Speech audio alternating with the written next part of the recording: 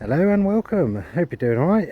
I am doing all good. It's a lovely day in the end, although I think this is the calm before the storm, because we've got 40-mile-an-hour winds predicted for later, and loads of rain as well. So yeah, it should give the plants a good water anyway. Hashtag pray for the Cyathea fronds again with the wind, but we'll see how it does. Yeah, so really just not so much a tour video. What I've got is I've got my annual cocktail party coming up in a few days time. I'm going to go around and give it all a good trim and this, that and the other, and get it all looking good. So what I'll do the morning of the party, I'll do a proper tour then, and you can just, that'll be the best it's going to look like for this year. So yeah, really it's just a kind of mull round, just seeing what I think, what I got planned, things that I'm contemplating in yonder mind. So yeah, you can hear the winds picking up already, possibly, so hopefully it won't affect the sound too much. But yeah, it's a lovely day. Let's crack on and have a look. So we may as well start with the easy stuff, which is you can see I've got the hammock up. It is lovely in there, especially facing up that way, because you can see the tree and the sun and watch the clouds, which I do like to watch a good cloud. So this sort of segment down here close to the house, pretty much from the lizard and that the rocks there on the left, all the way through, all the way around to the ticky heads, that is kind of on the back burner, because until I get all those utility pipes finished and boxed in over there, you can just see dead in the middle now, and get the waterfall done, I can't really do a lot there. So I mean, I think the gist of it's going to be 2 flower beds either side of the kitchen window, and then have stuff climbing up or whatnot. And but yeah, really that bit there where the chairs are is going to be the sort of permanent place for a table and chairs, and then should the gods will it, then I can move it up onto the patio behind us now when that's done.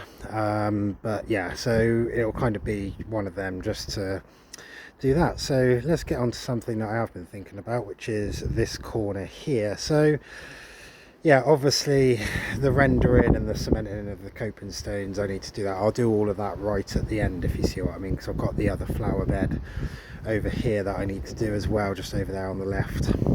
I'll render that as well. I might do some like relief work, like make some wooden molds of fern fronds or something like that, and then just pour concrete in it, let it go off, and then do that against the wall sort of thing, something funky anyway. Or I might just render it, we'll see what happens. But plant wise, not a lot is safe in that corner, to be honest with you, apart from the 2 camellias, which is this one here. You can just see how hard our water is, and this will be a going theme around the thing as well.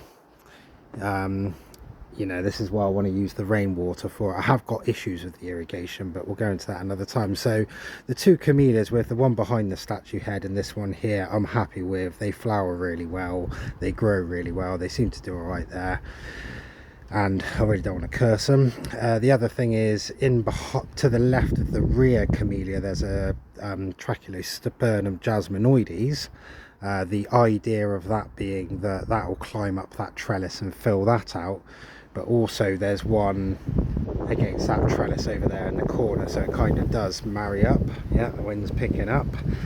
But otherwise in here, really not particularly happy with the bamboo. It's kind of seems like I need to mollycoddle it a bit, which I'm not really a fan of. So I think what I'm going to do is, these plants that are in here, you can see the ginger's doing quite well actually. It looks like it's just about to start flowering. It's fallen over, I should have staked it, but there we go. But these gingers are quite nice, so I might pop these out in the garden somewhere if I can find a spot for them. And otherwise, what I was thinking is, because that's quite that bed there, the one with the gingers in, is quite a meaty bed. It's quite big, so I was half thinking about if I could put the tetrapanax I've got there at the back, that we'll see in a minute, up by the insetti. It's not very happy in that pot, so if I was to bang that in there, that would be a really nice effect walking out the door. It's a bit sheltered, he says, with it all bluster in a gale. And then also where that lantern is, that sort of clump of bamboo that's next to it, I noticed that the Lonicera, the giant Burmese honeysuckle you can see, which is around the fence post and whatnot, they're all sort of pointing out towards that tree there, and as you can see that's where the sun is, it's hottest. So I'm kind of thinking it doesn't really want to come up over the pergola this way, so I'm kind of thinking if one of these cuttings I've got down at the bottom there, I could shove one of them in that corner, let it climb up that far trellis in the corner, and then it would naturally aim itself out sort of towards us on the diagonal, and then I can put some nice little plants in there which will expose the big octagon similar to that there on the left. Behind that I can then put some artwork in, and then these other bits, so this one here, which is the Dropterus lepidopoda, which is kind of half Erythrosaura and half Jurassic Gold type fern. It's a bit of a doer for me, as in it seems I just keep to keep moving it around. I haven't got a spot for it out in the garden yet, but I could put the Dixonia fibrosa in that one there. That would think do quite well there, and it would sort of spill out over the sides because the fronds don't seem to be as erect on them. So that's an option, and then in and around it I can just sort of put little odds and sods as and when I see it. So something that has been going on, I don't know if we've got any of them left. No, this hibiscus, it was flowering, you can see it is flowering, but it's not at this moment in time. So yeah, maybe next time we'll catch them. I've also bought 2 more hibiscus, which admittedly are not very tropical like foliage wise, but you know, flower wise they are super tropical. We're going to have a look at them in a minute. So yeah, if we're in this corner, that's where I'm sort of thinking is in a couple of months dig it all out, take out all the bamboo. I won't put the cutting in yet, I'll do that in the spring, but I could probably put the tetrapanax in there and let that settle over winter, and then it can't run either because it's got nowhere to go there. So yeah, that's just something for me to mull over. So this section here, I mean, we're pretty good on it. The major thing I need to do is this Lophosauria. It is recovering, and it has recovered because it's just sent out this new frond, and the center one there is a new frond, obviously not as big as the other ones, but sorry, the dogs next door are barking and just wondering why. Probably a delivery driver getting scared of them. So yeah, if we go into the Lophosauria, I reckon that I've probably got, there's one crown at the back there, there's one there, and then there's one here which may or may not be dead, and then there's one there. So I think there's 4 on there. Possibly I could split it into 3, and then if I was to move that sort of in from the edge, it might just survive better because it's not the full sun doing it, because that Lophosauria gets more sun, and that's absolutely going. So it's got to be the fact that it dried out, unless there's some form of disease or bug or something that's got to it. But like I said, it's recovered now, and it was when it was sort of like that horrible rain gardening wise, where it just sort of gives you a quick shower and you sort of think, oh yeah, everything's been watered, I don't need to water it. But obviously, as a rule, any ferns that are in full sun, if you can get any in full sun, they're going to need a bit of watering. So that's really my major one for that. I'm going to take this wall down actually and rebuild it. I want to allow access for hedgehogs to get into that bed there, and B, just to tidy up because it's been knocked over a few times now, as you can see. So what I'll do is I'll use the mortar that when I dig the patio out, it's very heavy clay there, because as I dug the garden round the first time round, I put all the heavy clay in there knowing it was going to be, and I'm talking stuff you could make pottery out of. So yeah, so I'll put them and use that as a kind of mortar, I think, and see if I can get some ferns growing out of there. But yeah, that's just something to keep going on with. This giant honeysuckle, I've really sort of got something in the back of my mind saying that I should prune it. It's still flowering, as you can see. We got a new one out today, very nice. You can see all the old ones are on there. So that's a good month it's been flowering for. It's only 2 years old, as in I had it for a year in, yeah, I had it for a year inside, and then I put it out last February, so like what, 14-16 months ago. overwintered it outside with the heating.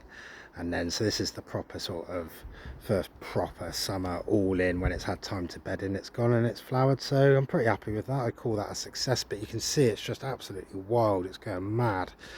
And I quite like the thought of having a definition between the Clematis armandii. I was half thinking about letting some of it grow up through it to see if the Clematis armandii acted as a sort of protection over winter. You know, if there's loads of these going up over the top and loads of them going in and around the Clematis, as you can see there, if it gets through this winter and all the ones that are running through the Clematis survive but all those get frosted off, I know it's quite a good idea, you know, going forward. But yeah, just look at it. It's an absolute monster. I'm loving it. I'm absolutely loving it. So yeah, but yeah, we'll see. I'll prod on that for a bit. This poor Scheffler, it doesn't look good.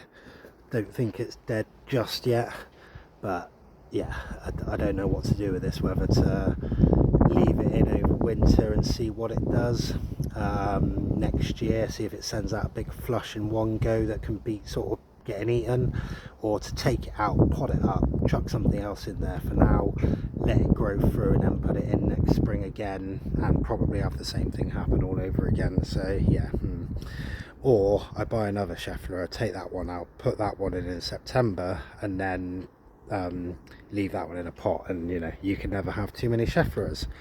So yeah, moving on, all this is pretty standard really. Just got to get this tidy this up a little bit, move these rocks, these big rocks out of the way, just so the kid doesn't skull himself if he falls off the thing, and just flattened it out and took all the grass out of it. All these plants over here, still got to think about, well, the Willemia will go in where it is. I'll probably wait until spring to do that now. Banana, I'm just going to use that as a kind of harvest, so I've got some pups on that, so I'll just leave that in the pot. And then yeah, these are the two hibiscus I got. So we've got the fairly sort of standard one there, but then we got this one at the back which isn't looking too good, but it did look good about a month ago when I bought it. So I want to put that out somewhere as well, because they're really nice flowers, really big. Inseti's doing well. Tetrapanax, as I said, will shove over in that corner probably. So around here it's pretty, I mean, I need to do the waterfall over here, which I'll probably build over winter, like the frame for it, and then do all the rocks in the spring next year. So yeah, doesn't look too bad. I'll probably move a few of these plants. The canna I quite like there. Admittedly in the winter it's going to look a little bit bare, but that's a problem for future me. This Scheffler is actually kicking some, it's just kicked out a new flush. You can see they're all coming out now, so I'm quite happy with that. Dropped its Atratas looking good. Even the Wallichiana, which was one I took out by the fig tree, which was really small, was doing better than most of them at the back there.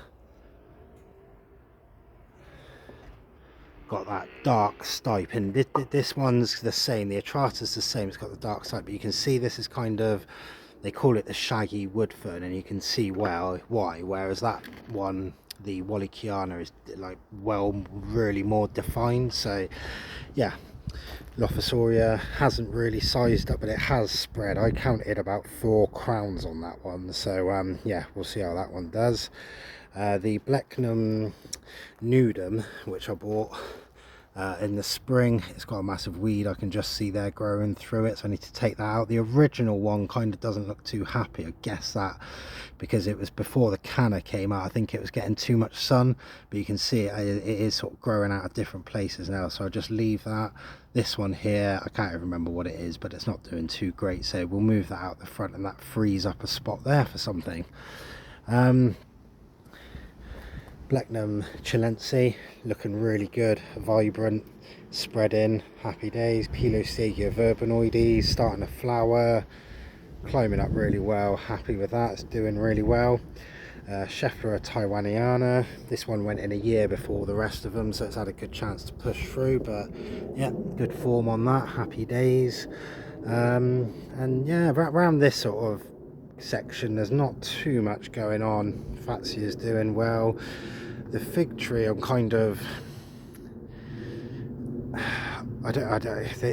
you can tell them a mile away when you see them out and about, because they grow in a very particular way.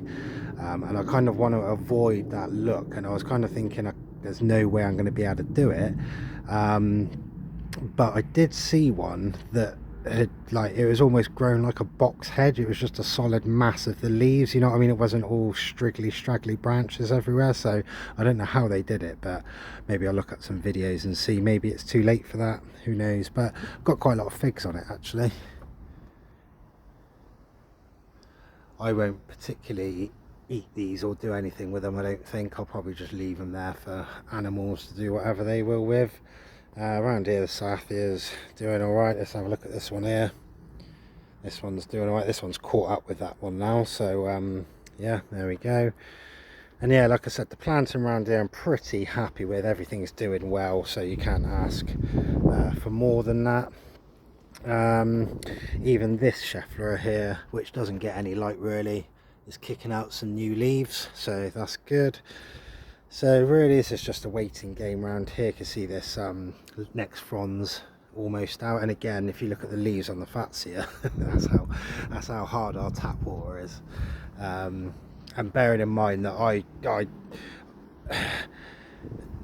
know it sounds stupid, but with all the slug damage I get, but I water all my stuff at night. I don't really do it in the morning, so yeah, it is what it is. But yeah, so I'm thinking with regard to the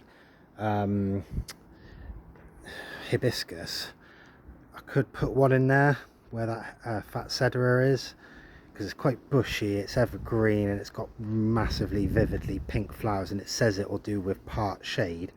Or I'm wondering, because I've got a few more Fatsias there, it doesn't need to be a big one like that, but I have got that Fatsia spider's web out the front, which is not doing a lot.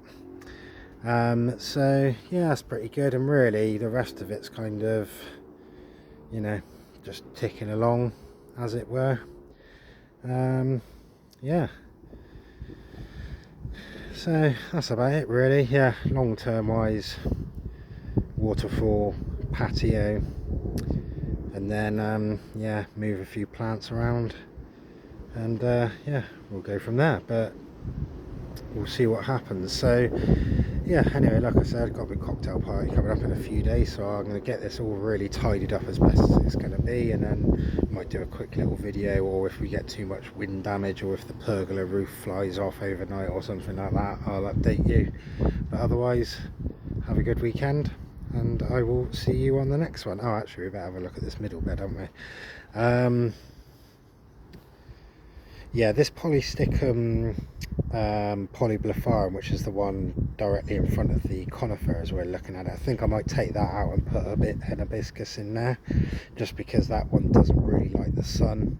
It looked so much better when it was in the corner in deep shade, but it was a little bit out the way, so I need to find a spot for that. Again, Wallichiana there on the left. Dysplectnum's running as well. It's got about 3 or 4 little runners coming off it now. Even the Scheffler again has sent out a new flush now, and that's survived the slugs. There's the cat. Yeah, and I bought this little fern here just to go where it is. That is a Palliaea rotundifolia. So it looks, I don't know, kind of like a maidenhair fern, so we'll see if it likes it there. So yeah, good stuff. Anyway, have a good weekend, and I will see you on the next one. Thanks for watching.